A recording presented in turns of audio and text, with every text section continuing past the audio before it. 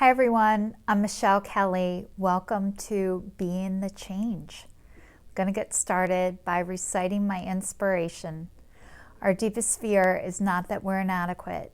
Our deepest fear is that we are powerful beyond measure. It is our light, not our darkness, which most frightens us. We ask ourselves, who am I to be brilliant, gorgeous, talented, and fabulous? Actually, who are you not to be? You are a child of God. Your playing small does not serve the world. There is nothing enlightened about shrinking so that other people will not feel insecure around you. We are all meant to shine as children do. We were born to make manifest the glory of God that is within us. It is not just in some of us, it is in everyone. And as we let our own light shine, we unconsciously give others permission to do the same. As we are liberated from our own fear, our presence automatically liberates others. Marianne Williamson. I'd like to say hello and welcome to everybody who's watching me for the first time, and thank you.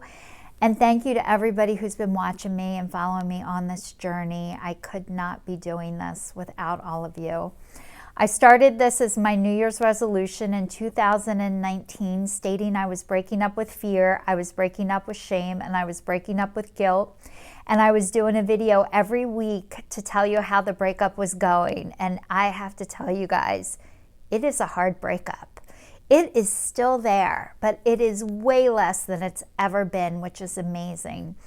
And then last year was to be more kind and compassionate to myself, which thank God I picked that for last year, because Jesus, it was one hell of a year with the pandemic, with I wasn't working the entire year from a car accident, being injured. And then this year is to break up with sugar. And I was telling you guys what that breakup has been like. And this week I've done great. I'm still going strong. I used stevia one day. I used one packet of stevia. So like all in all, this breakup with sugar is going pretty good, but I'm having cravings for stuff. And it started to remind me of when I first got sober. When I first got sober, I did not want to go back to my old life, and I did not want to go back to drinking, but I still had the craving to drink. And I could not understand how I could have a craving for something that almost killed me, ruined my life, and I didn't want to do it, but it was still there. And I feel that same way about the sugar. Like, I want soft serve ice cream. That is like my favorite, and I'm dying for that, and I haven't had it yet. And I don't know if I'm going to or not. I really want it, but I'm starting to think like what it was like when I first got sober and how I still wanted to drink, but I knew I couldn't. So I'm hoping I'm able to just get through this craving and have it pass like everything else. And I wanted to share with you guys, I was talking about last week about following my gut intuition. And do you know, sometimes I just saw somebody outside. Sometimes, like my gut intuition, it has taken me a long time to actually connect that. Like, I've always had a gut intuition, but I wasn't able to always listen to it. So throughout my life, I'm 49 years old now, and I've been working on this for over 31 years of how to like listen to my inner voice.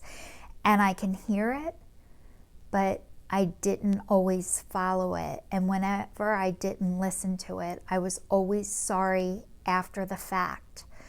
But because the way I grew up, I never wanted to rock the boat. I always waited for somebody else to rock the boat first, and then I would get out. And now if I want to get out of the boat, I have to rock it. So last week I was talking about how I had to let my lawyers go. And, you know, doing the right thing is not easy. At least it hasn't been for me.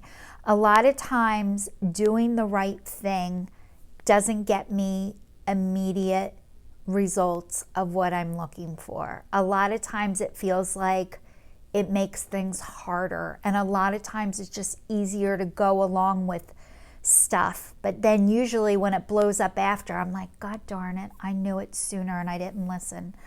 So I feel like I'm here to tell all of you that when I do the right thing, a lot of times I don't see the benefits or the rewards of that immediately. And what I have been given is the gift of grace, is not only to be able to do the right thing, but to be able to walk away and zip my lip and let the truth come out when it's meant to come out, and not have to go back and prove myself to people or tell them this is what happened and you need to believe me. And I want to share with you guys this because I had two major things happen and I wanted to record this. Today's Tuesday, I'm recording it, but it's not going to play until Thursday. But I had such an amazing day today. I am in so much pain all across my thoracic spine. I didn't want people to see me like this, but the other part, I wanted you guys to see me because I had such a great day. Pain-wise, not so much, but so I've been looking for a new attorney, and I found somebody today, and I don't know if it's going to work out or not, but when I talked to her, she believed me. And it was so validating. I didn't have to convince her of anything. I didn't have to tell her anything. She said, Michelle, I believe you. And I was like, holy shit. Like, that is so nice. It's taken me so long to find people that I don't need to stay and convince. I always thought I had to stay and convince people and tell them this is true and this is what happened and you need to believe me. And now it's like God is putting these people in my life that just believe me, and the ones who don't want to be near me either. And that part is awesome. And another thing that happened is I had to get a dryer a couple weeks ago. My dryer was dying.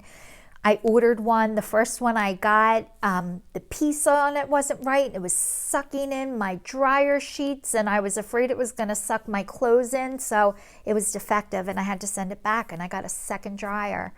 And as soon as the guy comes to your house and he turns it on and he presses the button and says, let it run for 30 minutes, get rid of the smell, and then you're good to go. And as soon as he pressed the button, it made this horrible noise. And he goes, oh, they're all this noisy. And I knew the second he turned it on, I looked at him like,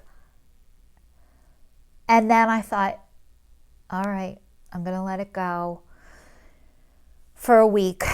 But I knew instantly it wasn't right. And everything that came flooding back was like, I'm a pain in the ass. I'm never happy with anything. And I did nothing wrong. I can't believe they don't test the dryers before they bring them into your house. So I went back to Lowe's today for the third time, and they believed me too. They're like, Michelle, it is not your fault. And even though I know it's not my fault,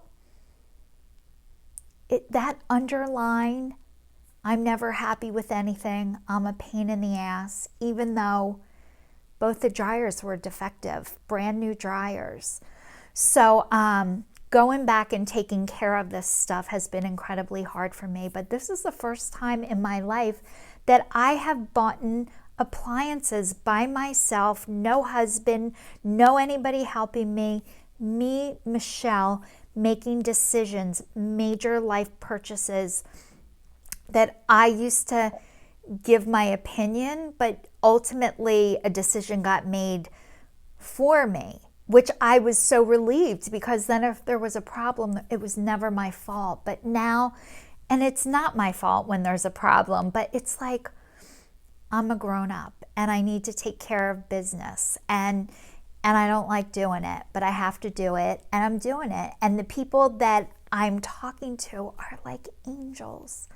So there are kind, wonderful angels out there, and today was a day that I got to witness it. And I wanted to share that all with you, because during this pandemic, I feel like we could use all the positive, upbeat stories that you can hear. And I know together we can do hard things. So thank you so much for everybody who's watching me. Please stay safe, and I will see you all next week. So stay tuned.